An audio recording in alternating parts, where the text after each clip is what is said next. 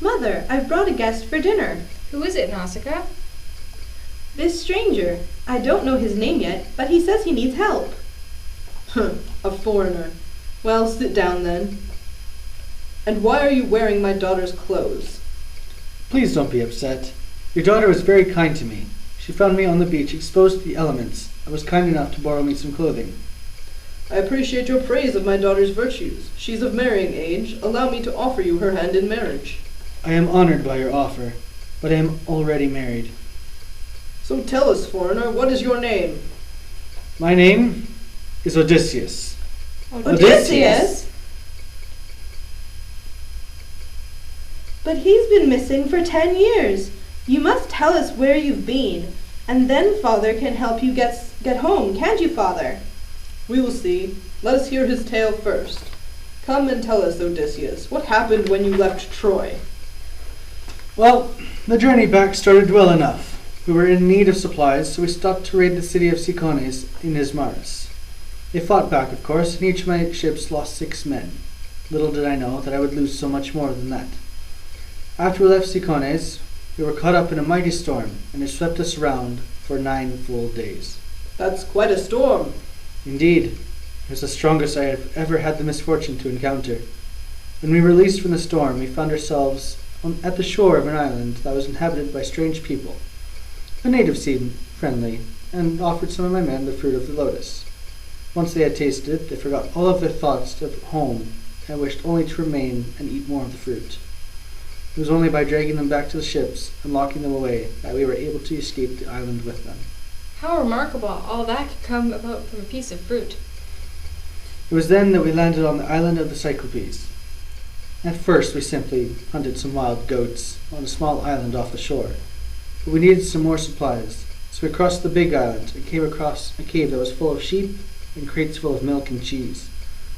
My men encouraged me to take some and run back to the ship. I did not listen, however, and soon the owner of the sheep and the cave, Cyclopes by the name of Polyphemus, returned. He made a good show of hospitality at first, then, as quick as Zeus's own lightning, he snatched 2 of my men and ate them. Oh, how awful! He trapped the rest of us there as well by rolling a large boulder that was his door over the cave entrance. The only way we were getting out was if he moved that boulder and let us out.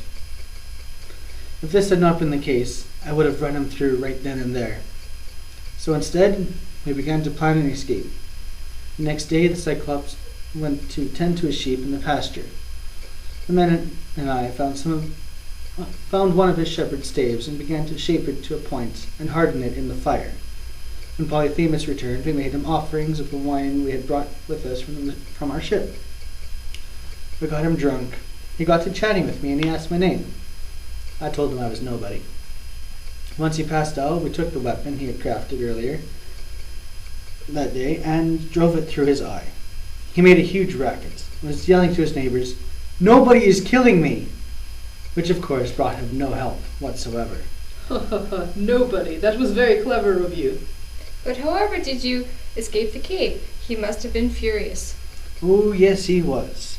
We stayed well away from him the whole night, not daring to make a sound. The next day he went out to take out his sheep as usual. We escaped by clinging to the bellies of his sheep. It is in this way we returned to our ships. Full of triumph for effecting our escape, I made an unfortunate error. In foolish pride, I called out to Polyphemus, telling him that it was Odysseus who had blinded him and escaped. As a son of Poseidon, he lifted up a prayer to his father, asking for retribution. This is where all of our troubles began to multiply. Before that, though, we had the fortune to stay a time with Aeolus, the god of the wind. He offered me as a gift of help a bag of winds. Every wind trapped, except the one that would guide us home. I told my men to never open that bag until we had returned home. At one point, I was overcome by weariness and lay down to rest. Then as I slept, and as Ithaca came into sight, they disobeyed me, thinking that I was keeping some treasure from them, some gold or valuable thing. Opening the bag created a large storm that blew us all the way back to Aeolus. I pleaded with him to help us once more, but he refused. Oh, how terrible for you to be so close and then to be blown all the way back where you started. Thank you for your empathy. From Aeolus' island, we sailed to the bay of the land of the Laestrygonians, a race of giants. When they spotted our ships, they began to hurl rocks at our ships. I watched as every ship in my company was sunk, only until my own remained, but I had to sail on. The next island we came to was that of the witch goddess Circe. She was hospitable, feeding my men on cheese and wine, and then half of them turned into pigs. Pigs! How frightening. What about the goddess? Tell us what happened. Hermes, messenger of the gods, had warned me about Circe's magic and gave me a drug to make me resistant to her powers. Intrigued by my resistance and attracted to me, she made a deal with me. She would return my men to their original state if I would give her my love. What else was I to do? I could not sail with half a crew, so I went to her bed. We remained with Circe for 1 year, after which I finally required of her the best horse to take home. She said that only Tiresias could tell me that, and under her instruction, we sailed across the sea to the entrance of the underworld. The underworld. Not many people get to see that twice in a lifetime. Please, tell us more. We dug a pit and made an offering to the dead of cow's blood and wine. They immediately began to appear and gather close. We had to keep the multitude back so that we could speak with Tiresias. He advised me on a course to take and warned me to avoid the island of the sun god Helios and to do no harm to his cattle. Thus we returned from the underworld after speaking with fallen crew members, the prophet Tiresias, and sadly I met with my own mother, who passed, grieving my absence. I'm sorry to hear that. It was a sad reunion, but it was she who told me of what was happening back at home. She told me of the 108 greedy suitors who are begging for my wife's hand in marriage. 108? By Zeus, she must be beautiful. She is. Penelope is the most beautiful woman I have ever laid eyes on. No offense. None taken. Please continue. Among my fallen comrades, I spoke with Agamemnon. He told me he was killed upon his rival home by his own wife. Can you imagine walking through the front door, "Honey, I'm home," then stab, you're dead. And to learn your wife had been cheating on and sleeping with your cousin over a family feud. And one of the reasons why you died is because you sacrificed your daughter to the gods to win a war. Well, we try to stay out of other people's business. We're a pretty close community, and I can assure you I wouldn't sacrifice my daughter for no war. Understandable. Forgive me, my grace. No harm done. Please, continue with your adventures. Very well, my grace. Well, we left the underworld, the gods on our side, and brave Athena stayed by my side over this perilous journey. We returned to Circe, who offered us our fill for the night, and leaving by morning. And during this time, Circe warned us of our upcoming challenges. How kind. The first were the sirens. She warned that I would have wanted to sit and listen to their songs that drive ships to be shipwrecked and men lost, never to return home. How horrible. What did you do? I had my men tie me to the mast, and told them if I ever begged and pleaded to be released, they were to tie me down more. As for my crew, I had their ears plugged with beeswax, so that they could not hear the songs. Being the only one who heard the songs and lived to tell the tale, how were they? Absolutely beautiful. I could hardly resist. I was begging my crew to set me free. I wanted to hear them. I wanted to see what they looked like. But thankfully they did as I told. For I knew that if they had set me free, that would have marked the end of my life. The banks were lined with corpses, with flesh still rotting off their bodies. Nothing lived while passing the valley. The wind was dead. The waters were calm. No birds in the sky above. All to be seen were the sunken ships, corpses, and the godly sun in the sky. How frightful. How eerie. How thankful I am we don't travel. Past the sirens lay the greater danger, the six-headed monster, Scala, and the whirlpool, Charybdis. I dared not to tell my crew about Scala until we had steered clear of Charybdis. But why not? Wouldn't you want to tell your crew to prepare for such a terrifying monster? Even the gods trembled before Scala, and my crew would never make it home. I would rather stay on the island with Circe until our lives had wasted away. A peerless journey of love. Isn't it beautiful, Achilles? Dangerous. But I do admit your desire for home and your wife and son is astonishing. What happened with Scala? We rubbed up against the cavern where Scala lay. We could hear the sound of hounds.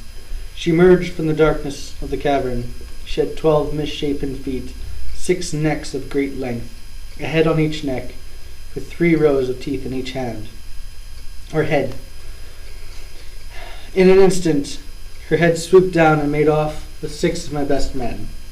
We quickly sped away before she could devour any more of us. Luckily she didn't sink the ship. But that wasn't the last time I went through that strait. It wasn't? No. My crew didn't obey me at our next danger. What happened? Our next destination was Thrinacia. Tiresias and Circe warned not to stop at Thrinacia, for if we ate the horned cattle of the island, the sun god Helios would plunge into the underworld if my men were not punished.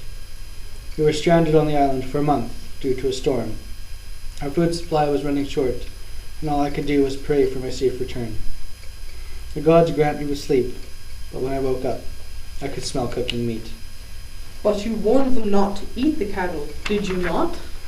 I did, but they complained they were hungry, and for 7 days my crew ate the meat of the cattle, knowing our life was now forfeit.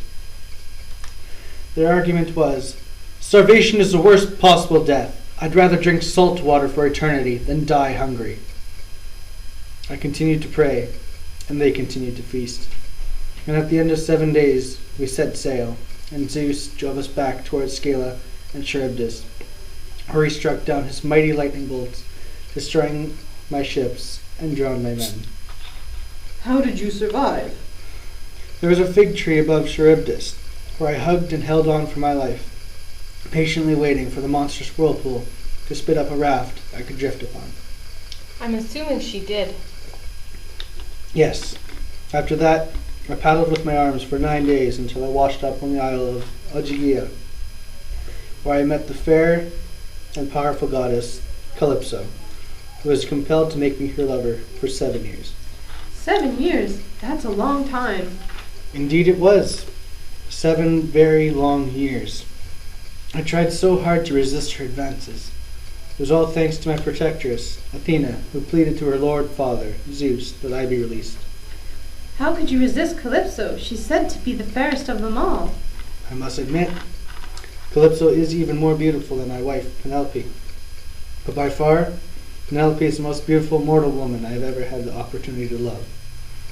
But I must also say, mortals are not fairer than gods and goddesses. How did Zeus persuade Calypso to set you free? Remember, Zeus is the god among gods. Whatever he says must be done, or there will be a price. Calypso was angry at first that mortals could not love mortals the same way. But I think she realized I wasn't going to be around forever, and thus decided to set me free with a raft, wine, and bread. You have endured so much hardship to get home to your wife and son. Indeed he has, my dear. Odysseus, I have decided. My people are good sailors. We will give you a ship and a crew to sail it. We will get you home to Ithaca. You are very good to me, King Alcinous. I thank you very much.